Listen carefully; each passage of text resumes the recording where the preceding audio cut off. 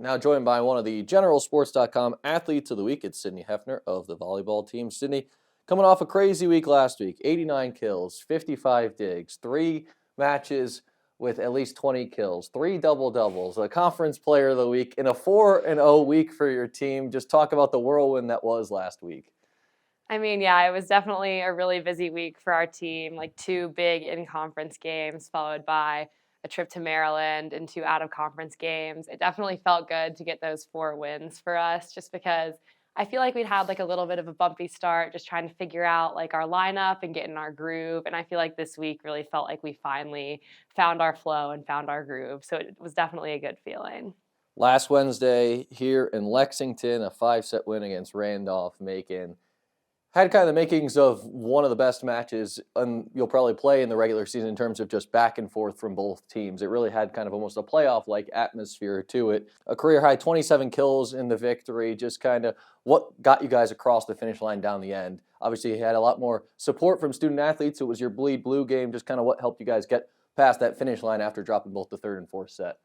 Yeah, I mean, it was really crazy to kind of go up 2-0 and then get back to 2-2. And I mean, I think having the fans there really was helpful because we obviously don't have a super crazy atmosphere for most of our games. So that was really helpful. And then I think we went into the 5th set just like really determined and really knowing we could win. And like coach gave us a really good game plan and we like knew exactly what we needed to do. So we were really able to execute that in the 5th set, which I think really helped push us across the finish line. So you talked about it a little bit before, but now 6 wins in a row, 4-0 week last week. Kind of what changed? Obviously said kind of still trying to figure out that lineup. Maybe you've kind of found something this past week, but, how has the team kind of grown and matured as the season's gone along? Yeah, I mean, obviously we had like a lot of first years coming in this year. We had 8 new players coming in. And so I think they've really started to like mesh with the team and we've just really been able to like get comfortable with the people that we're playing next to and start to really like have better communication and all of that kind of stuff and just better team gel as a whole. So I feel like that's kind of the main thing that's changed over the past week or so. And then obviously looking ahead to this week, 2 more home matches. Wednesday, a big contest against Virginia Wesleyan. Both of you guys tied atop the conference standings. And then Saturday, senior day for the 3 seniors on the roster against Mary Washington. It's also the final 2 home matches of the regular season, if you could believe it already. Just kind of what's the big key? First, tomorrow against Virginia Wesleyan, and then kind of to close out the week as you wrap up the regular season here at home. Yeah, we're really excited for the match tomorrow. I think we're just going to try to bring the same energy and composure that we had against Randolph-Macon and just that same competitive spirit. We're just really excited to play that match in general. And then Saturday, we're just really excited to celebrate our seniors. They obviously bring so much to the team, so excited to celebrate them.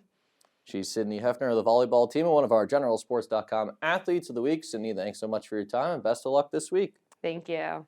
Now joined by one of the GeneralSports.com athletes of the week, it's Pierce Robinson of the men's golf team. Pierce, coming off a strong week last week, you guys as a team won the Royal Lakes Invitational, won a program record best for 36 holes, 5 under as a team. Just what was clicking so well out there, and kind of does it speak to the strength and depth of this team to be able to put on such a solid performance late in the fall? Yeah, so I think that, what was clicking out there was our team chemistry. We really have one of the closest teams that I've been a part of here, and it's just wonderful that we can all go out, trust that everyone else is going to do the job they came to do, and it really just worked. We had a great tournament at the preview, and I think that we really, came together and were able to learn from the preview and get that win. Kind of consistency, something is prevalent across the board. Whether, it's not just yourself necessarily going out there and going low. It's kind of, if you look up and down the scores kind of each day, everyone's kind of within a, 5-6 shot circle. Just to be able to have such consistency all the way through the lineup, how beneficial is that just from a whole team perspective? Right, it's huge.